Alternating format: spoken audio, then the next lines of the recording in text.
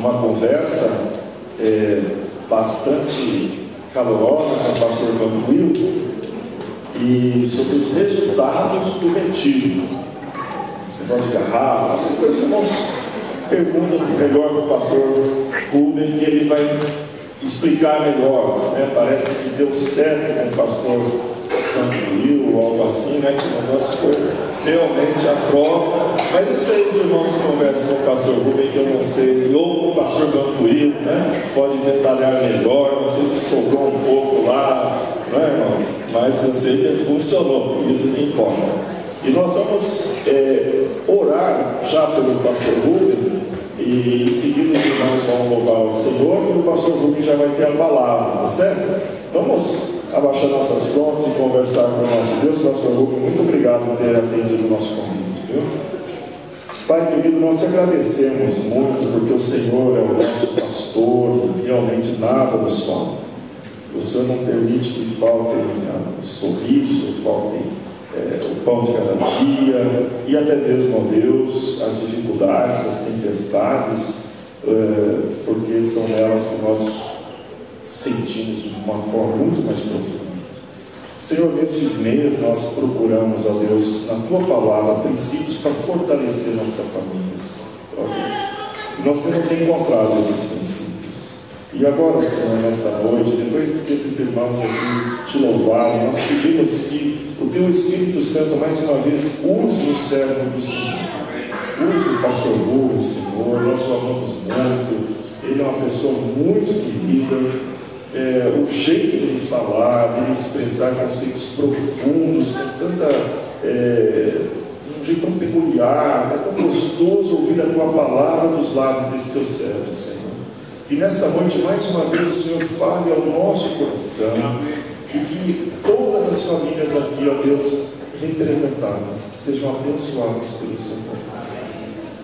Nós queremos sair daqui, Senhor, com a Tua palavra cravada em nossos corações. Faça isso, Senhor. Nós precisamos muito disso. Pai, eu quero te agradecer mais uma vez por ter encontrado o nosso carro, que na verdade é Teu. Eu te louvo por isso, ó Deus, e peço que Tua misericórdia seja sobre os ladrões que levaram esse carro. Em nome de Jesus. Amém.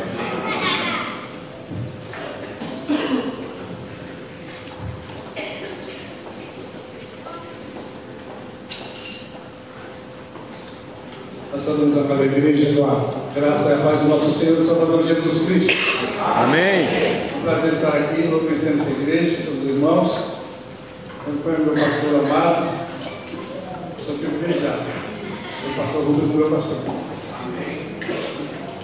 Você sente o Espírito Santo nesse lugar? Se você sente isso, a unção de Deus está aqui. Cante aleluia, porque o Senhor é digno de louvor e de honra. Eu também quero cumprimentar a amada igreja com a paz do nosso Senhor e Salvador Jesus Cristo. Amém? Amém. Aleluia.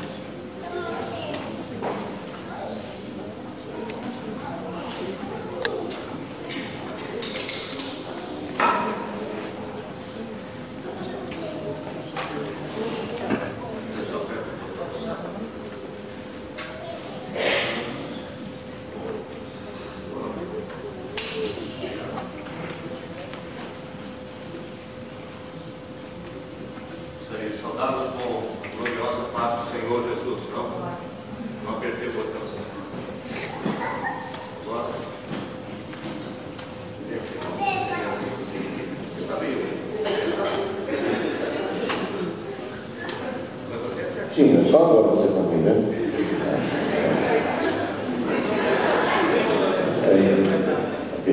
Tá ruim, tá bom? Regula esse negócio aí. A voz, o cabelo, quanta diferença a voz. Ajudando agora, né? Alegria estar aqui com vocês. Pastor Jéssica e Ana Divina são bênçãos do nosso ministério, eles cantam aí em teatro municipal, em outras paragens por aí.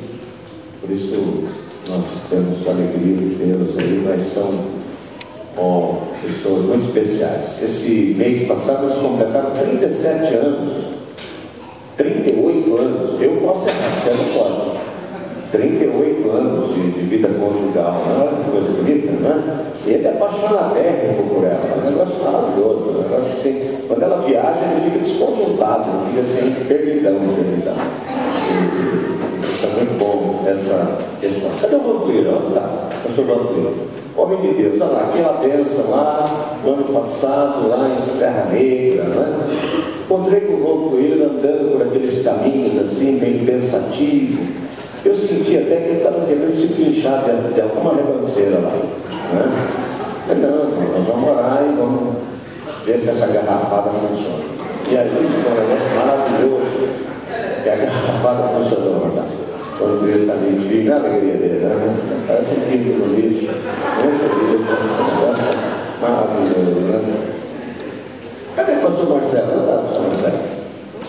Ele foram. Foi o pastor Paulo lá, buscar o carro lá no Amanda, essa hora. Paz, nós vamos entrar numa bexiga aqui de oração.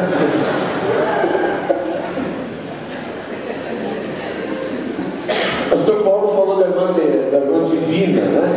Eu tinha uma ovelha, na verdade ela de uma outra igreja, ela chamava Delícia.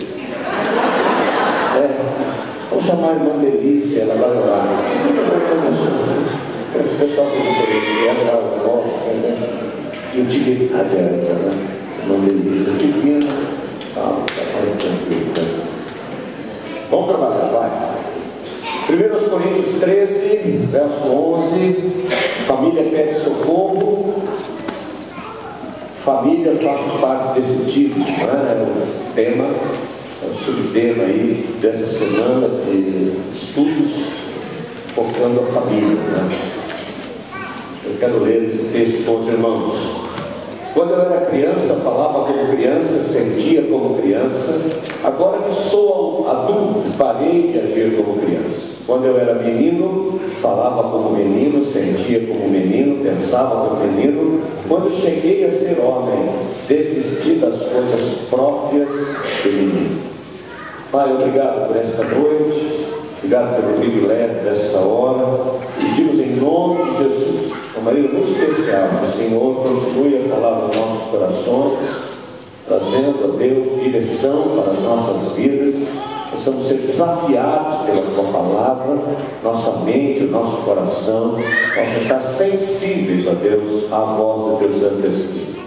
Oramos nesta hora pela vida do pastor Paulo, pastor Marcelo, que o Senhor os abençoe, que os Teus anjos estejam, ó Deus, acampados ao redor dos Teus servos, e obrigado mais uma vez, porque o Senhor ouviu a oração do Teu servo, do Teu povo, e este veículo foi encontrado. Nós te agradecemos pelo Teu cuidado para conosco. Oramos em o nome de Jesus. Amém. Por mais estranho que possa parecer, muitas pessoas crescem e amadurecem fisicamente e intelectualmente, mas não emocionalmente. Temos enfrentado hoje aquilo que os especialistas chamam de uma geração canguru. Aqueles filhos que se casam bem tarde e que ainda continuam debaixo da tutela dos pais, e continuam sendo ainda dirigidos e sustentados pelos pais, não é?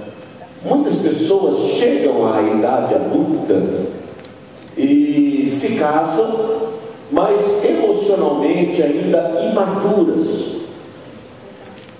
E há muito de imaturidade na vida de uma pessoa egoísta, de uma pessoa que se vê como centro das atenções e como se ele ou se ela tivesse que ter toda a atenção do mundo voltada para si.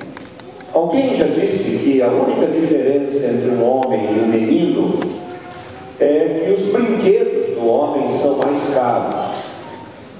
Alguém já falou isso?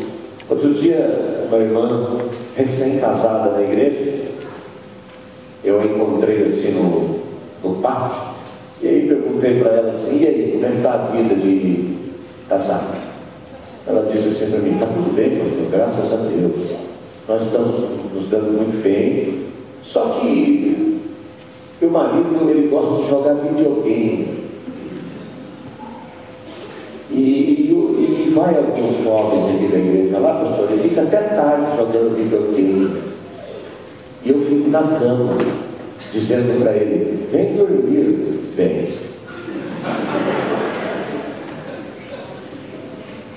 Olha, peguei esse cara. Ô, Mantara, você gosta de jogar videogame? Jogar videogame. Não tem nada mais interessante para fazer, mas você é recém-casado, está entendendo? É nosso filho, né? Por favor, me ajuda, me ajuda. Para com esse negócio. E aí peguei os jovens da igreja que iam jogar videogame, deu uma dúvida para vocês não vão nada. Quando ele convidar vocês dizem que vocês têm outra agenda, outro compromisso, porque vocês estão atrapalhando esse processo. Aí depois que eu encontrei a irmã, eu falei: e aí, irmã? Pastor, vamos cá, eu gosto dela. Brinquedo, né? Videogame, carro, tal. No meu tempo era o quê? Não, os meus filhos eram Atari. Hoje é o quê? Qual é o videogame bom aí? Hã? Deixa os homens responder mais. Hã? O PlayStation 4. PlayStation.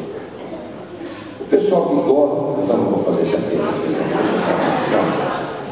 A maturidade, irmãos, ela vem com o tempo. Mais depressa quando nos submetemos à atuação do Espírito Santo de Deus na nossa vida, quando submetemos a nossa vida ao controle do Espírito Santo. Quais são as evidências de maturidade que nós precisamos encontrar na vida do homem ou da mulher que pretendem se casar e que desejam constituir uma família? O cônjuge que tem maturidade se aceita como Deus o fez.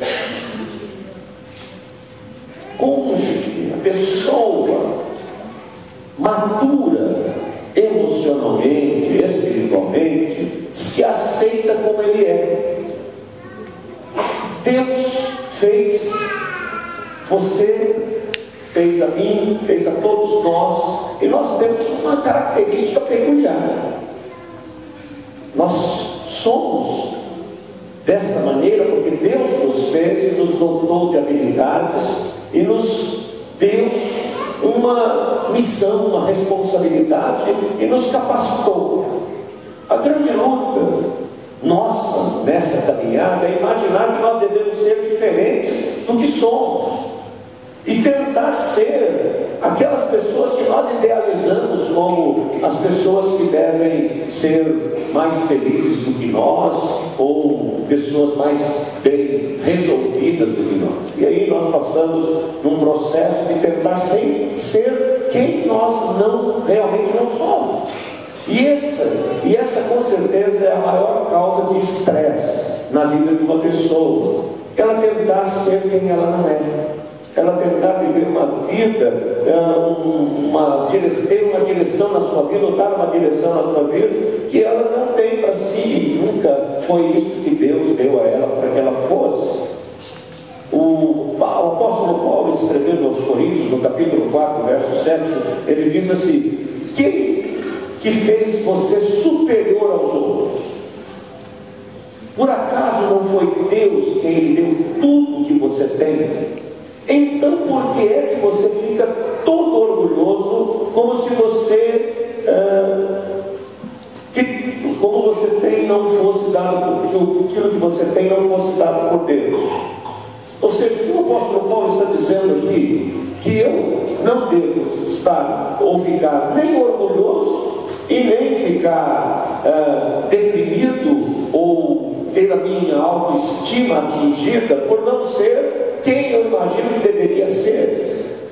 Eu devo ser quem eu sou e viver essa realidade como eu sou. Se as pessoas me amam como eu sou, essas pessoas estão amando uma pessoa verdadeira.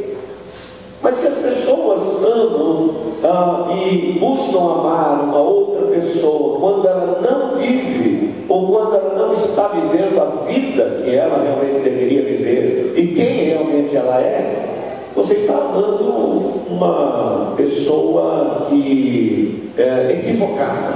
Você projetou ou você imagina que aquela pessoa seja diferente do que ela é, ou ela tenta ser diferente do que ela é, e isso com certeza vai trazer muitas dificuldades na vida do casal. Sendo quem você é, namorando, existe já uma premissa complicada na vida conjugal. Você namora durante um período com a sua noiva, com a sua namorada, e depois você se casa. E a premissa que as mulheres se casam é diferente da premissa que os homens se casam, porque os homens se casam imaginando que as mulheres não vão mudar, e as mulheres se casam imaginando que precisam mudar o homem. Então há uma premissa meio confusa, porque a mulher, ela se casa dizendo assim: preciso mudar esse homem, dá um jeito nele. E o homem se casa dizendo assim: Deus, não deixa essa mulher mudar, não. Ela é tão boazinha, ela é tão delicada comigo, Senhor. Ela fala tão doce lá no telefone. Então não deixa ela mudar. Mas o problema é que casa muda. E aí a gente se assusta. E a gente não queria que mudasse. Não é? Outro dia lá na igreja, eu já falei isso aqui, eu acho, que eu estou levando as noivas lá na igreja para dar uma volta comigo no carro com o GPS, as noivas, para aprender a falar com ela, né? Porque a moça do GPS, ela é maravilhosa, né? Ela trata a gente como um negócio assim, tão educado. Ela diz assim, recalculando a roda. Se você errar perto da sua mulher,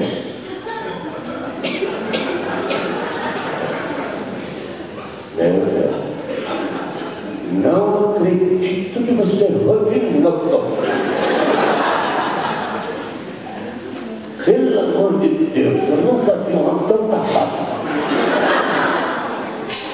Eu gosto de criança. Desculpa se a sua é gentil, eu não estou aqui, entendeu? Né? De repente até estou falando mais de uma outra igreja, não dessa aqui, de outras pessoas, né? Quando alcançamos uma maturidade emocional, uma maturidade na nossa vida emocional, espiritual, nós tiramos proveito dos erros e das sugestões dos outros, ou do outro. Presta atenção nisso, irmãos. Quem você será daqui a um ano será determinado por duas coisas: as coisas que você permite que entrem em sua mente e as pessoas com quem você se relaciona. Então é muito importante para mim pensar que daqui a um ano eu posso mudar, eu posso ter minha vida mudada, dependendo do que eu permito que entre na minha mente, do que eu me alimento, do que eu permito que seja interiorizado por mim, porque o próprio Senhor Jesus Cristo diz que a boca fala, porque o coração está cheio, né? E nós acabamos verbalizando aquilo que ocupa a nossa mente, o nosso coração. Quando você vê uma pessoa que explodiu com a outra, e a outra pessoa diz assim: você me desculpa, olha, eu falei sem pensar. Mentira. Você estava afim de falar. Você já estava aqui, ó. Só que você foi enrolando. Aí chegou uma hora, pá! Aquilo já estava dentro de você. A gente tenta disfarçar dizendo assim: nossa, o diabo me pegou ali, você viu? Eu acabei falando esses negócios para você. Mas você me desculpa, viu? Longe de mim. Mas você falou e o coraçãozinho já tinha maquinado isso. Pronto. Entenda isso. Está dentro de você esse negócio. Se veio para fora, já estava sendo alimentado. Não tem esse negócio, entendeu? A gente quer jogar a culpa no diabo, que, né? Já viu aquele negócio que doutrina? Já viu aquele negócio? Pastor, eu nem... Nossa, pastor, quando eu vi, eu já estava agarrado no ano. Nossa, como foi isso? Diabo. Como é que foi? Nossa, você fez uma força. É isso, você estava aqui nesse negócio. Você já estava com um olharzinho assim estranho. Está entendendo? Então assim, quem você e eu daqui a um ano nos tornaremos? Como é que vai ser isso? As pessoas com quem nós nos relacionamos e o que nós permitimos que entre na nossa mente, no nosso coração. Não julgue sem importância, irmãos. Não julgue sem importância o que você assiste na televisão. Não julgue. Outro dia alguém perguntou para o pastor, a televisão é do diabo? O pastor disse: se ele comprou e pagou, é.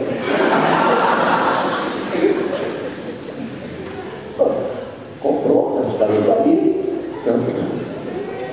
Mas assim, o que você assiste é que você permite que isso vá interiorizando o seu coração.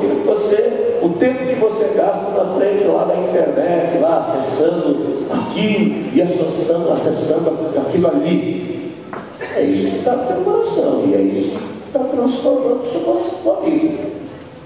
Você vai sendo moldado e moldada nessa questão. Então a maturidade espiritual ou a maturidade emocional tem a ver com os nossos relacionamentos e tem a ver com aquilo que ocupa a nossa mente, o nosso coração, naquilo que nós gastamos o nosso tempo, aquilo que nós permitimos que ocupe a nossa vida. Em nossa sociedade, a sociedade em que nós vivemos, os relacionamentos eles são descartáveis e se quebram com muita facilidade, e até mesmo dentro das nossas igrejas esses relacionamentos tendem a ter assim esse prazo de validade muito curto, né? Então, quando eu e você somos ajudados ou confrontados com aquelas coisas que nós erramos, nós temos que tirar proveito disso e nós temos que aprender sobre isso. Quando eu estou aconselhando alguém, um casal, a minha esposa normalmente está comigo. E aí, nos sentamos para conversar com uma moça.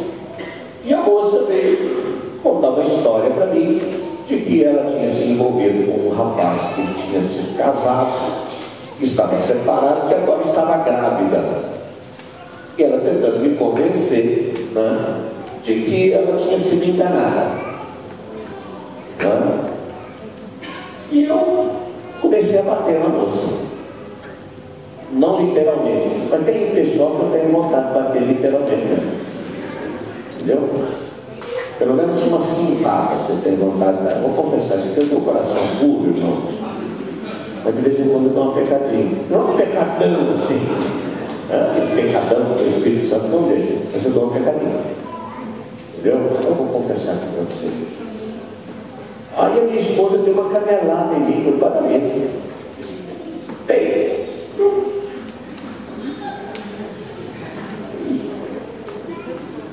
E aí eu, de novo, outra canelada. Meu Deus, está acontecendo aqui. Aí eu aliviei um pouco, ouvi mais, falei menos, orei com ela. Aí depois a minha esposa falou: você está certo, muito racista, você está ficando muito difícil. Você não pode agir assim. Você é o pastor da igreja. Então você não pode ter essa atitude. Eu disse: mas eu sou pastor da igreja. Mas por isso mesmo, você tem que ter uma postura diferente. Fiquei meio empolgado, fiquei. Quando alguém nos fala alguma coisa, a gente fica assim. Mas depois eu refleti, porque é verdade. É verdade, porque às vezes nós queremos falar mais do que ouvir, e aí a gente às vezes comete alguns equívocos. Então, quando nos chamam a atenção, ou quando nos apontam erros, a pessoa que tem maturidade tira proveito disso e aproveita essa oportunidade para uma autoavaliação da sua conduta. A pergunta que Deus fez a Adão, vocês se lembram qual foi? Quando eles pecam, quando eles desobedecem à vontade de Deus, lá em Gênesis 3:9, o Senhor perguntou a Adão, mas o Senhor Deus chamou o homem perguntando: onde está você? É a pergunta que Deus fez a Adão. O que na verdade Deus estava perguntando para Adão? Pare de se esconder. Pare de se esconder. Assuma responsabilidade pelo que você fez. Por que você está escondido? Irmãos, um dos sinais de maturidade na nossa vida é assumirmos a nossa responsabilidade. É pararmos de justificar os nossos erros. Quando você vai conversar com alguém e este alguém tenta convencer você de que aquilo que ele fez, errado da maneira que fez, ele fez porque ele foi levado a fazer por uma situação, por uma circunstância, essa pessoa está se escondendo, essa pessoa está acusando alguém para tentar se justificar. Então a primeira coisa que eu e você temos que fazer neste processo de relacionamento dentro da nossa casa, assumirmos responsabilidades, porque é essa pergunta que Deus fez a Adão: Adão, o que você fez? Por que você está escondido? Por que você está culpando os outros por aquilo que é responsabilidade sua? Então este casamento, esta família, estes filhos que Deus te deu, são exclusiva responsabilidade sua. É a primeira coisa que nós precisamos admitir, porque às vezes nós estamos sempre dizendo que a culpa é de alguém. Quando você vai conversar com um viciado, lá na igreja aparecem muitas pessoas assim, pedindo ajuda. E essa pessoa começa a justificar o vício dela, dizendo que ela é assim, porque os pais dela, porque a mãe dela, porque quando ele era pequeno ele caiu do berço, bateu a cabeça, porque alguém, não sei que dia, não sei que ano, fez isso e isso para ele. Essa pessoa ainda não está pronta para ser ajudada. Porque o dia que alguém chega para você e diz assim: olha, eu estou me transformando na pessoa que eu estou me transformando por minha única e exclusiva responsabilidade. Então nós precisamos ser honestos nesse reconhecimento. Porque normalmente a gente vai trabalhar algumas questões e as pessoas dizem assim: pastor, se a minha mulher fosse diferente do que é, já ouviu isso? Pastor, se o meu marido pastor, se nós morássemos numa outra casa, pastor, se nós tivéssemos mais idade, pastor, se nós tivéssemos, nós vamos sempre justificando alguma coisa e perdemos a oportunidade de crescer. Então, se você está enfrentando uma crise no teu casamento, a culpa não é da sua mulher, a culpa é sua. A culpa não é do seu marido, a culpa é sua, porque é você que é crítico. Se você tem dificuldade com seus filhos, a culpa não é dos seus filhos, é sua. Porque nós... O que aconteceu quando Deus encontra com Adão? Adão diz assim: foi a mulher, olha a confusão que você me meteu. Eu vivia no paraíso aqui. Eu pescava, eu andava aí, né? O lombo aí do elefante e né, brincava com a girafa. Aí o Senhor trouxe essa mulher. Olha a confusão que nós metemos aqui. Né? Aí quando vai para a Eva disse que é serpente. Então um apontou para o outro. A serpente não tinha dedo, não apontou para ninguém. Porque se tivesse apontado também. Então não foi eu, não tem nada disso. Quando eu cheguei aqui, essa questão já existia. Nós já estamos nessa questão aqui, porque vamos, maturidade, assumir responsabilidade. Eu sou responsável. O cônjuge que tem maturidade destaca o que há de melhor no outro. Irmãos, já perceberam como nós temos muita facilidade de falar dos nossos problemas, das nossas dificuldades, das nossas crises? Mas quando nós estamos vivendo um momento bom no casamento, um momento bom na família, a gente é econômico. Você vai perguntar para um casal como é que eles estão. O rapaz diz assim: tá legal. E a mulher? Tá bom, tá bom. Mas se eles estiverem vivendo um momento difícil, meu Deus do céu, haja tempo para ouvir, principalmente a mulher. Pastor, quando eu me casei, a mãe dele falou que ele era assim, assim, assim. Eu não acreditei, mas agora eu estou sabendo que ele é assim, assim mesmo, porque, puxa vida. Então, maturidade é destacar aquilo que há de melhor no outro. Fale das qualidades do seu marido. Eu sei que é difícil. Agora você casou com ele, se vira. Mas fala das qualidades dele. Fale das qualidades da sua esposa. Fale das qualidades dos seus filhos. Fale das qualidades, porque nós falamos muito do que não gostamos, do que não está bom. Nós fazemos críticas sem destacar as melhorias e aquilo que merece ser destacado na vida do outro. Por falta de maturidade, nós nos fixamos nos erros e não nos acertos. Por falta de maturidade, nós falamos dos erros mais do que dos acertos. Como é que eu faço isso, irmãos? Como é que eu potencializo o que há de melhor na vida do outro? Pastor, como é que eu desperto isso no coração do meu marido? Pastor, como é que eu desperto isso no coração dos meus filhos? Pastor, como é que eu faço para que eu possa, ao invés de fazer críticas, motivar as pessoas? Se nós formos para a palavra de Deus, nós vamos encontrar Deus conversando com Gideão. Vocês se lembram dessa conversa entre Deus e Gideão? Certa vez Deus disse a um homem chamado Gideão. Ele estava escondido, com medo do exército inimigo, malhando trigo. E aí Deus se encontra com Gideão. Olha o que Deus diz para um homem, presta atenção, para um homem que está com medo.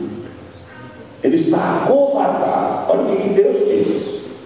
Então o anjo do Senhor apareceu a ele e disse: você é corajoso.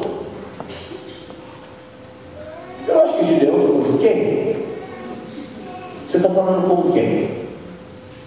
Você é corajoso, e o Senhor está com você. Gideão respondeu: se o Senhor está com o nosso povo, por que está acontecendo tudo isso com a gente? Onde estão aquelas coisas maravilhosas que os nossos antepassados nos contaram, que o Senhor costumava fazer quando nos trouxe do Egito? Ele nos abandonou, nos entregou aos medianitas. Então o Senhor, Deus ordenou a Gideão: vá com toda a sua força e livre o povo de Israel dos medianitas. Sou eu quem está mandando que você vá. Juízes, o capítulo 6, o verso de 12 a 14. Olha o que Deus fala, irmãos, presta atenção. Deus tem um senso de humor fantástico. Eu gosto de ler a palavra de Deus e fico assim, né? Então assim, Deus chega para um camarada que está com medo, que está escondido, e diz assim: varão corajoso. Puxa,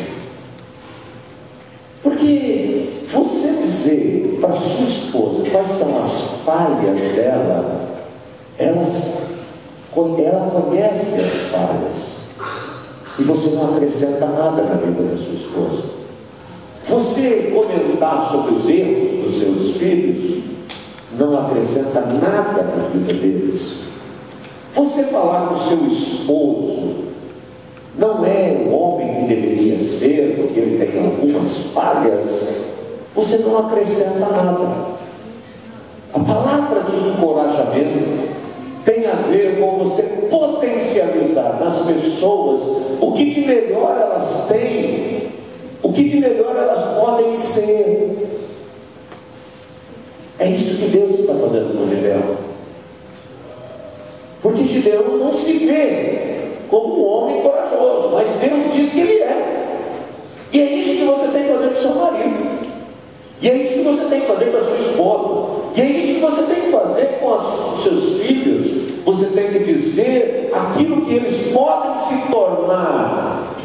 Porque Deus é quem nos capacita a ser melhores do que somos. A palavra de Deus continua. E Deus vai falar com um homem de 100 anos de idade, Abraão, sobre a promessa que ele havia feito 25 anos atrás. Abraão já estava meio desanimado, meio caído, 100 anos de idade, já tinha passado por umas experiências meio traumáticas, mas Deus quer trazer um ânimo novo ao coração de Abraão. E o que Deus faz com Abraão, irmãos? Deus muda o nome dele. A primeira coisa que Deus faz em relação a Abraão é mudar o nome dele. Por que Deus mudou o nome de Abraão? E o texto sagrado diz que Abraão significava pai exaltado. Abraão significa pai de muitas nações. Então, a primeira coisa para motivar as pessoas é você mudar a maneira como você tem tratado as pessoas. Pare de chamar os seus filhos daquilo que você não quer que eles se tornem. Pare de chamar a sua esposa daquilo que você não deseja que ela se torne.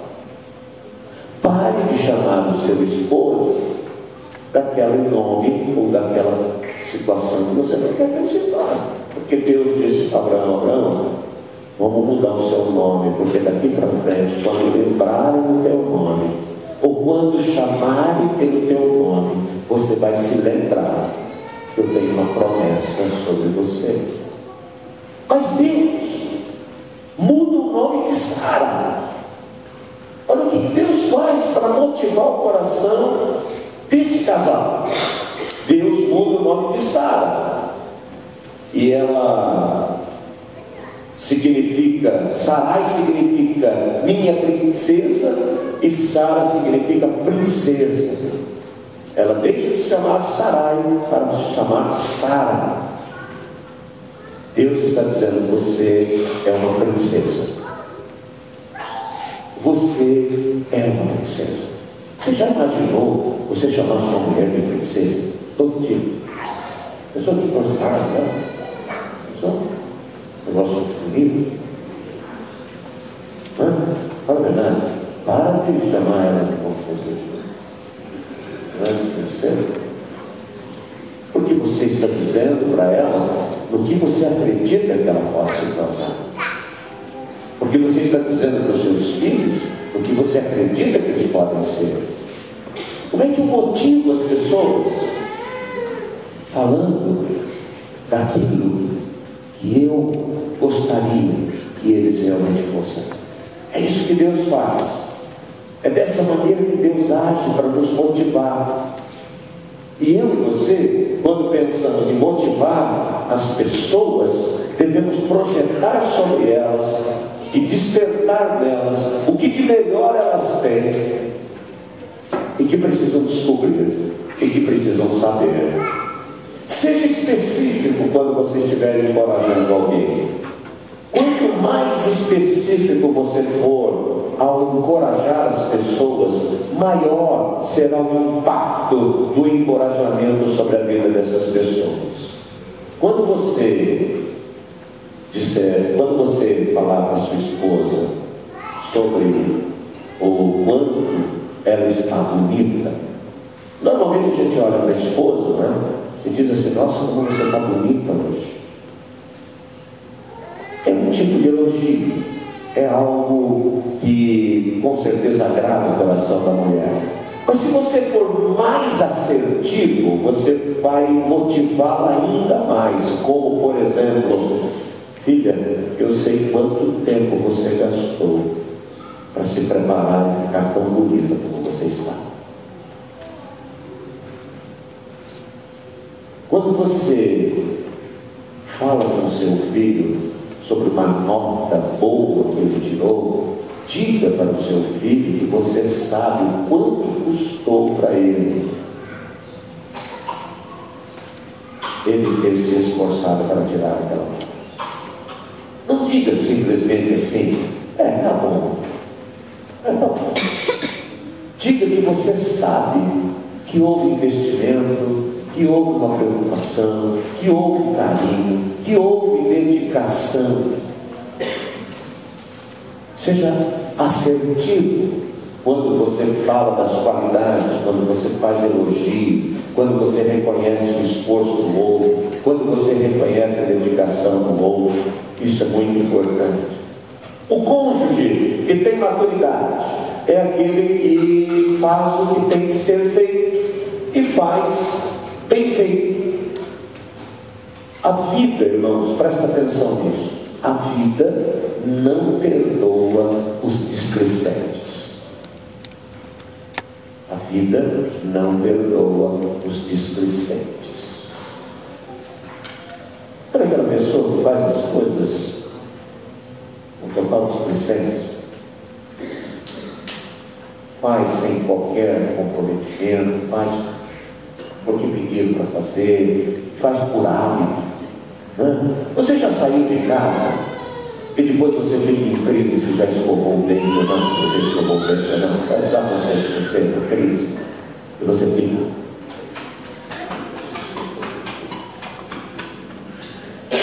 Algumas coisas a gente faz no automático, né?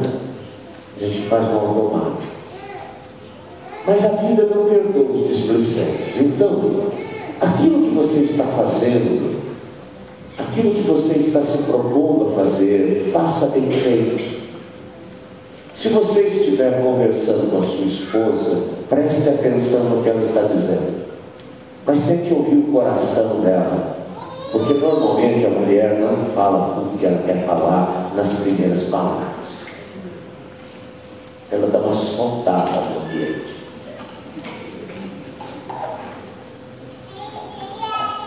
Então, aquela palavra inicial de uma mulher nunca é toda a verdade. Mas para que você ouça o coração de uma mulher, você tem que prestar atenção nela. Você tem que olhar para ela. Então, se você estiver conversando com a sua Esposa, converse com ela, desliga a televisão. Porque você fica zapeando lá na televisão e falando com a sua esposa. Vá, fala o que você tem que falar. E ela não vai falar. E se ela falar, ela não vai falar o que ela realmente gostaria de falar. E se ela falar o que ela queria falar, meu Deus, você está atuando. Nem recordaria da gente. Quando você estiver com o seu filho, preste atenção no seu filho. Quando você estiver com a sua família, preste atenção na sua família. Porque a vida não perdoa os displicentes, irmãos.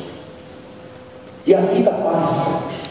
E os anos passam. E nós não percebemos que isso está acontecendo na velocidade que nós estamos vivendo. Os irmãos já notaram que nós estamos no meio do ano? Eu já percebi isso. Nós estamos no meio do ano.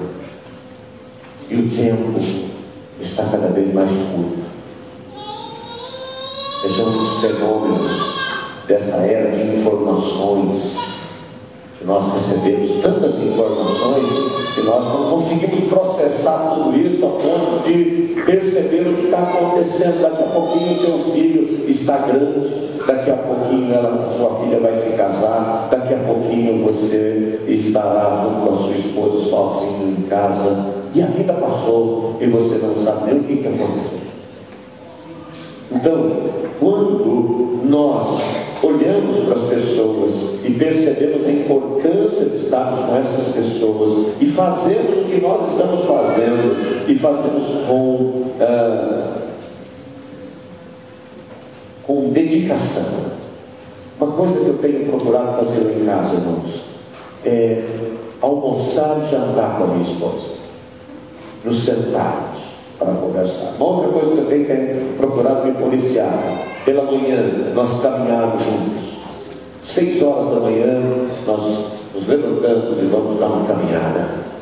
E tem sido muito bom esse tempo de estar junto com a minha esposa, para a gente conversar e para ouvir um ao outro. Porque a vida e a dinâmica da vida, ela vai nos engolindo e nós, quando percebemos, já não temos mais esse tempo, já não temos mais essa condição para fazermos o que é importante fazermos. Então, nós precisamos ter essa maturidade que nos permite perceber o nosso momento e nos ajudarmos com o Quando você corrigir a sua esposa, quando você corrigir o seu esposo, quando você corrigir os seus filhos, pergunte a você mesmo se você está fazendo isso por você ou por eles. Há uma diferença em você ensinar as pessoas para elas e ensinar as pessoas para você. Dá para perceber essa diferença? Não? Quando eu ajudo você a ser melhor do que você, para você mesmo, você descobre quanto valor você tem. Você descobre o quanto você é importante. Eu atribuo a você, eu ajudo você na sua autoestima. Quando eu quero que você seja como eu acho que você tem que ser, eu estou manipulando você. Eu estou tentando dominar você. Eu não estou produzindo na sua vida maturidade para que você possa refletir, para que você possa avaliar a sua vida. Quando uma pessoa vem conversar com você, seu filho, por exemplo, sua filha, vem conversar com você, falando algum problema que ela está vivendo, alguma dificuldade que ela está enfrentando, normalmente eu e você iniciamos a conversa repreendendo. Não acredito que você vai fazer isso ou que você está fazendo isso. Nós deveríamos começar a conversa dizendo assim: o que você acha que deve mudar em relação a essa situação que você está vivendo? Provoque as pessoas. não responda às perguntas que não estão sendo feitas. Nós nos antecipamos. Dizem os especialistas que o sábio é aquele que responde às perguntas com outras perguntas. E aí perguntaram para o sábio: sábio, por que vocês respondem por que você responde as perguntas que eu te faço com outras perguntas? E o sábio respondeu: por que não? Por que não? Nós antecipamos as respostas, nós tentamos conduzir, mas não provocamos na vida dessas pessoas uma maturidade. Não ajudamos essas pessoas a descobrirem saídas, caminhos para a vida. Quando a sua esposa vier conversar com você, não se coloque como professor. Não seja professor da sua esposa. Seja um amigo. E discuta, e avalie, e tome decisões, mas que essas decisões sejam construídas a partir da compreensão de que aquele caminho, aquela percepção é a melhor. Ajude os seus filhos assim. Nós nos colocamos como autoridade, nós nos impomos, e nós queremos que as coisas sejam feitas como nós queremos que sejam feitas, mas nós não levamos as pessoas a terem maturidade. E o nosso objetivo, irmãos, não é que as pessoas nos obedeçam por imposição, mas que as pessoas possam avaliar que as melhores decisões são tomadas a partir da própria reflexão, da avaliação daqueles caminhos. Vocês percebem Jesus conversando? Como Jesus conduzia a conversa? Quando trazem à presença de Jesus aquela mulher apanhada em adultério, o que Jesus Cristo diz para aquela mulher? Ninguém te condenou? Ninguém. Vá e não peques mais. Foi uma palavra de motivação no coração daquela mulher, no sentido de que ela pudesse perceber o valor que ela tinha, a importância que ela tinha. Não, você é uma pecadora, você é uma sem vergonha. Bem feito, eu lembrei a guardar que o pessoal ia tacar a pedra em cima de você. Quando meu filho estava com uma idade assim, de uns 15, 16 anos, um dia eu o chamei no quarto e disse assim: filho, deixa eu dizer uma coisa para você. Qualquer coisa que te aconteça, qualquer coisa que você venha fazer, qualquer coisa que você venha experimentar nesta vida, eu quero deixar claro que você terá o meu apoio. A única coisa que eu peço a você é que eu seja o primeiro a saber. Eu quero ter um pacto com você. Eu te aceito porque você é o filho amado de Deus me deu. Haja o que houver, aconteça o que acontecer, eu serei o seu pai e você será o meu filho.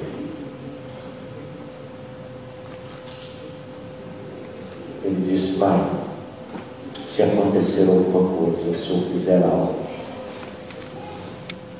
eu sei que não deveria ter feito, o Senhor será o primeiro a saber. Eu acho que a gente deve fazer isso com os filhos, a gente deve fazer isso com o esposo, com a esposa. A gente tem que ter um pacto de cumplicidade, de ajuda, de apoio. Nós precisamos estar juntos. Esse é um sinal de maturidade, irmãos. Esse é um sinal importante nesse processo de família. Chegue para sua filha, chegue para o seu filho e diga para eles que você os ama incondicionalmente. Sabe o que significa isso? Não? sabe? Incondicionalmente. Significa que se seu filho ou a sua filha não acertarem tudo, você continuará amando eles.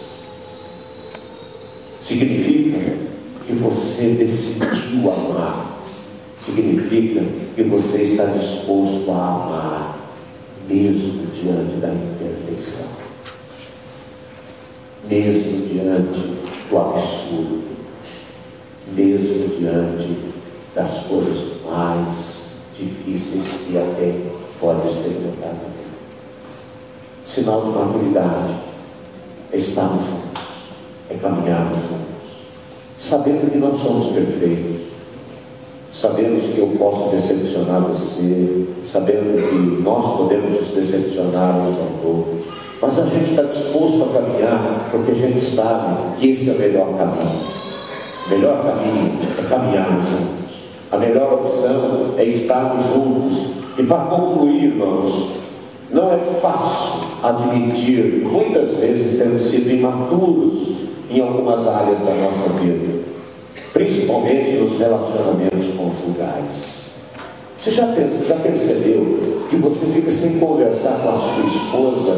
Às vezes casais ficam sem conversar por uma semana, 2 semanas, pelas coisas mais absurdas do mundo. Tipo, você comprou 4 pãezinhos e eu mandei você comprar 3.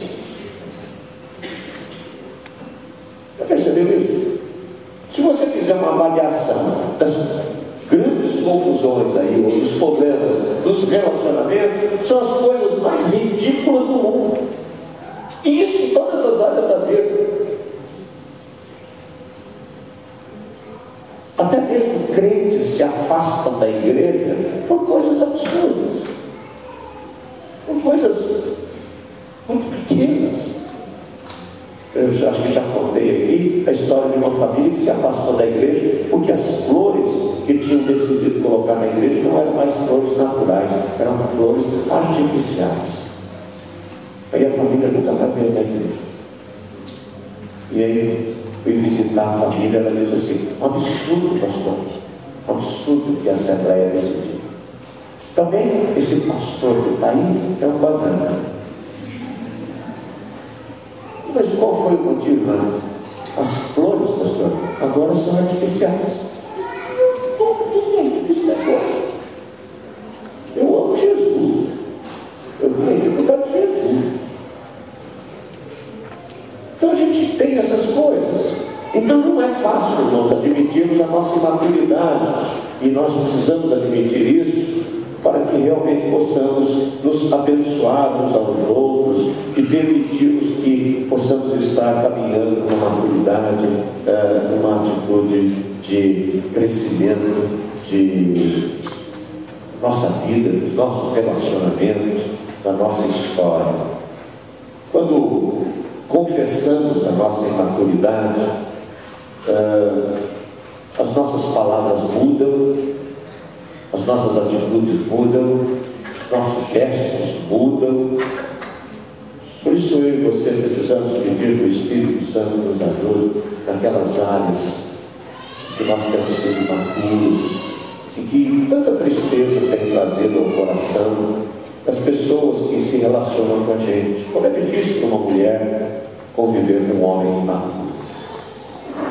Como é difícil para um homem conviver com uma mulher imatura. Como é difícil para os filhos conviver com pais imaturos. Outro dia lá na igreja eu falei um negócio, ficaram todo mundo bravo comigo. Eu também me meto em cada confusão, eu e minha boca grande. Eu disse assim: eu nunca vi uma coisa mais ridícula do que comemoração de aniversário de criança de 1 ano em festa, em salão de festa. Porque aquela festa não é para a criança, aquela festa é para os pais da criança. Porque o coitadinho com 1 ano de idade, a coitadinha, dorme logo e fica irritado daquela coisa, todo mundo quer, todo mundo quer, todo mundo quer. Então você vai lá e gasta não sei quanto para fazer aquela festa para você. Você está dizendo que é para o filho, mas é para você, que era você que queria ter tido uma festa daquela quando você tinha 1 ano de idade, sei lá quantos anos. Como não teve essa festa, você quer ter na vida dos filhos. Nossa, ficaram bravos comigo. Nossa, irmão lá, ficou até de mal.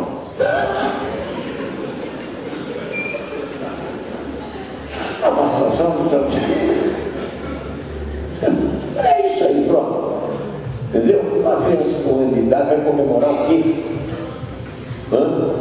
Criança não aguenta aquele negócio. E todo mundo beija, e todo mundo pega, e a criança começa a chorar, e é aquela confusão. E se gasta hoje, não sei quanto, custa uma festa daquela. Aquilo poderia até comprar um terno, um sapato do pastor, sei lá o quê. Sei lá o quê. Ajudar o pastor Paulo lá, sei lá. Sei lá, vamos dar uma festa.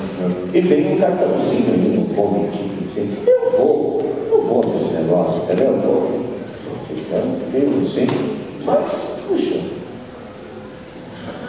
não dá para, né? Então, irmãos, confessar a nossa imaturidade. Você tem sido imaturo ou imatura em algumas coisas? Você aceita com muita tranquilidade quando a sua esposa fala com você alguma coisa que não está sendo bom para vocês dois, para a família. Você aceita com naturalidade isso. Você tem paciência para ouvir o seu filho, sua filha, sua esposa, seu esposo. Você tem um tempo da sua agenda para estar junto com eles. Enfim, o que tem impedido que eu e você possamos, como o apóstolo Paulo dizer, quando eu era criança, eu falava como criança, sentia como criança, mas agora que sou adulto, eu parei de agir como criança. Nós vamos ouvir mais uma vez o pastor Jesse e a irmã Divina. Eles estavam nos conduzindo mais no ambiente de adoração. E depois nós vamos ter um tempo de oração, caminhando para o encerramento. Amanhã eu estou sabendo que é 8 horas da manhã o culto, é certo? 8 da manhã, é isso? Nossa! 10 para as 8? É? Nossa, estou vendo que é americano, irmãos. Tem misericórdia, mas eu chego aqui, eu vou estar por aqui. Não é mesmo? Vai sair cedo, né?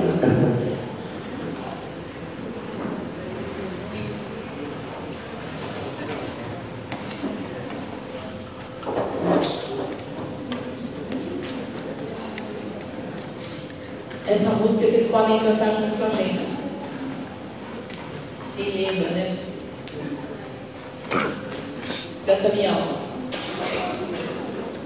Grande coral. Eu me lembro que quando meu filho era pequenininho, pastor, chegava essa hora assim, e ele foi acordar, falei, papai, vamos para o café daqui no dia. Canta conosco.